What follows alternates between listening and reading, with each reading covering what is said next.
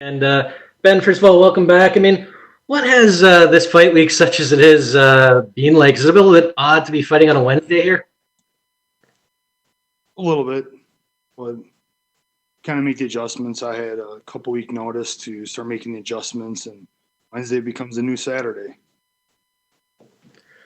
Looking at this fight, were you a little bit surprised to see the name OSP, who is best known as a light heavyweight? I wasn't surprised about light heavyweights moving up because I was already scheduled to fight a former light heavyweight moving up, and you're seeing more of that.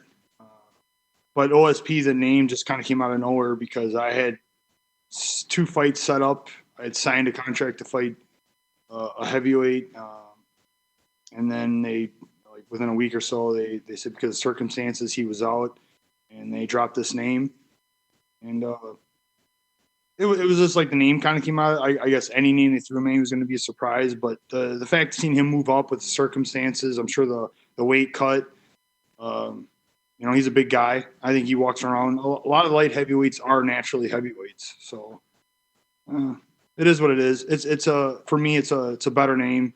Um, my first opponent, we were like on the undercard, and now OSP comes in on co-main event, so it's good things to it too. And you mentioned the circumstances. Obviously, a lot going on in the world.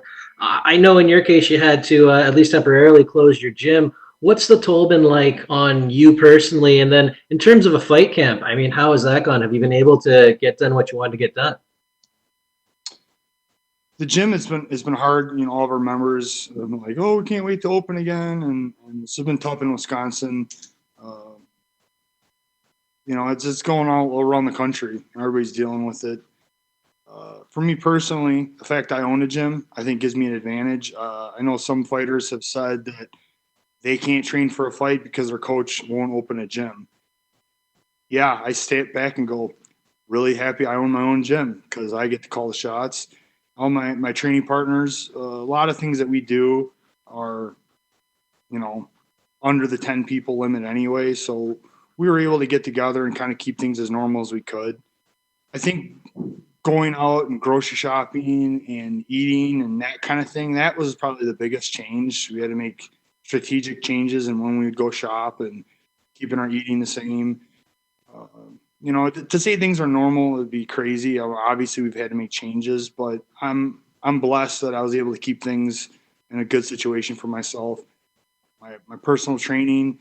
I own a gym at my house as well, so I was able to keep my strength and conditioning pretty much the same. So at the same time, I got a lot of blessings, a lot of things to be thankful for. Last one for me. I mean, was there any hesitation coming back? I mean, given the pandemic, or is this kind of a welcome distraction where you've got something to focus on now? It's been a roller coaster, because of what's going on around the world and how it's going to handle. But hats off to the UFC. They're just doing an outstanding job of keeping everybody safe and making this thing, safe for everybody, and they're doing the best they can. Obviously, things can happen that is out of anybody's control, but right now it's a good situation, and I'm definitely happy to be fighting. Especially at us older guys, it's a big deal. Time is against us, and so to get these opportunities, it's huge. So yeah, it's a welcomed everything right now. Welcome experience. And thanks very much, Ben. Best of luck. Thank you.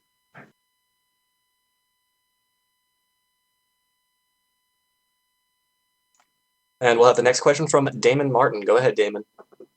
Hey, Ben, obviously throughout your career, you've had a lot of different wins, a lot of different ways, but obviously you've kind of made famous with your submission to go-go choke. I'm curious, going into a fight against OSP, what do you think of his Von Flu choke, or as we now call it, the Von Preux choke?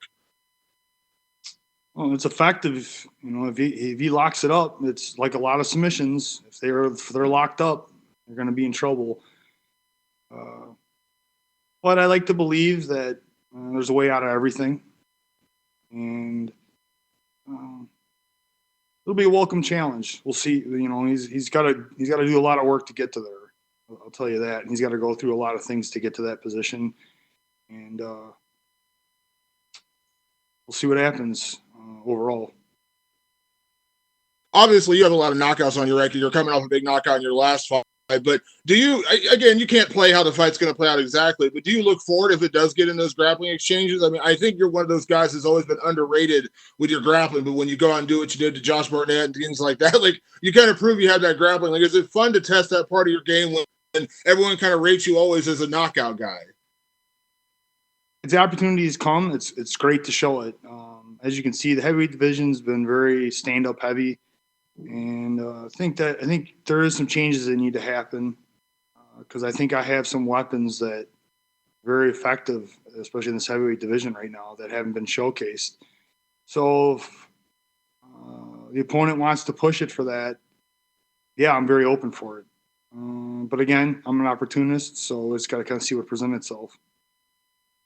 You're a veteran, Ben. You've been around the sport for a long time. You fought everybody. At this stage of your career, you know, coming off a win over Stephen Struve, going for 2 in a row here with OSP, what are the goals at this stage of your career? Is it having fun fights? Is it still the title? Like, what goals are in your mind right now? Goal is honestly to just continue to try to get in the best shape that I can and be the best martial artist that I can. And it's every fight, every step, you know, take each fight one step at a time. Try not to look too forward, too far ahead, because that doesn't seem to work out well. It's about focusing on the here and now. And with my body, lots of room for improvement, and that's what I'm really working on right now. I had some time off, obviously, and that you can see can affect fighters. It affected me, but I think you can see from my first fight back in the beginning of March last year to now, I think you can see a steady progression. I keep getting better. I keep making improvements, and that's what keeps me excited and keeps me in this.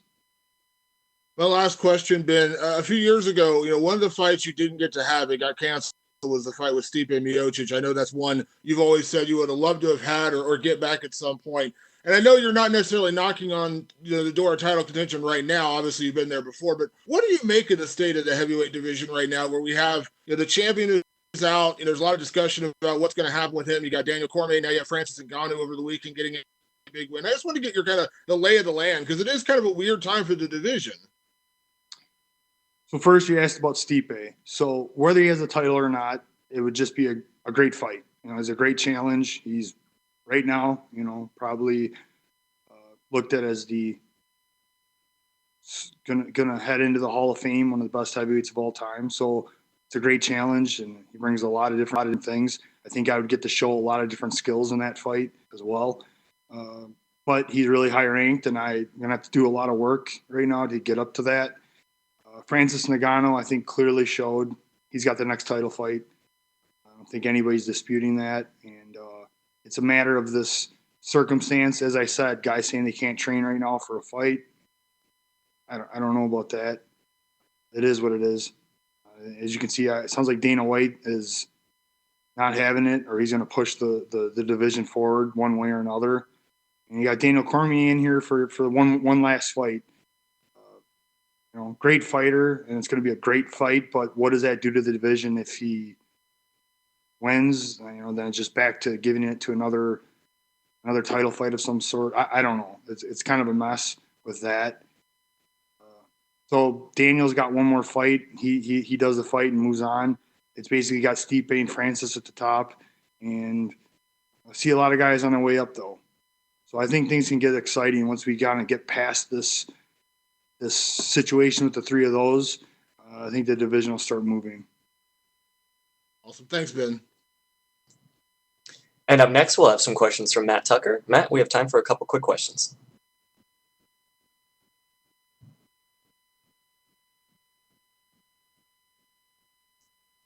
Matt Tucker, you are unmuted.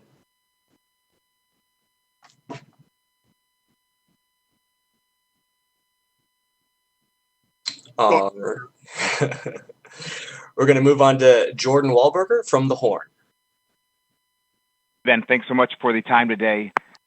How did the change of opponents affect the training camp? What do you think that OSP brings that maybe John Vellante didn't?